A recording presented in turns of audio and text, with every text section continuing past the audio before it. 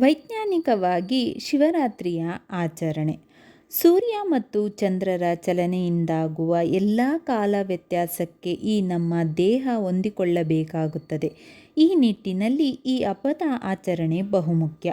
ಈ ಸಮಯದಲ್ಲಿ ಚಳಿಗಾಲವು ಮುಗಿದು ಬೇಸಿಗೆ ಕಾಲವು ಪ್ರಾರಂಭಗೊಳ್ಳುವುದು. ಅಂದರೆ ಈ ದಿನದಂದು ಚಳಿಗಾಲ ಉತ್ತುಂಗದಲ್ಲಿದ್ದು ಅಂದು ಕೃಷ್ಣ ಪಕ್ಷದ ಕೊನೆಯ ದಿನವೂ ಆಗಿರುತ್ತದೆ. ಈ ದಿನದಲ್ಲಿ ಸೂರ್ಯನ ಶಾಖ ಕಡಿಮೆಯಾಗಿರುತ್ತದೆ ಮತ್ತು ಚಂದ್ರನ ಪ್ರಕಾಶವು ಕ್ಷೀಣಿಸಿರುತ್ತದೆ. ನಮ್ಮ ಪೂರ್ವಜರು ಇದನ್ನೆಲ್ಲ ಅರಿತೇ ಹಬ್ಬ ಹರಿದಿನಗಳನ್ನು ಆಚರಿಸುತ್ತಿದ್ದರು. ಅದರಲ್ಲಿ ನಮ್ಮ ದೇಹದಲ್ಲಿ ಬಹಳಷ್ಟು ಬದಲಾವಣೆಗಳಾಗುತ್ತವೆ. ಈ ಕಾಲ ಸಮಯದಲ್ಲಿ ನಮ್ಮಲ್ಲಿ ಉಸಿರಾಟದ ತೊಂದರೆ ಅಂದರೆ ನೆಗಡಿ, ಕೆಮ್ಮು, ಶೀತ ಮತ್ತಿತರ ಬರಬಹುದು.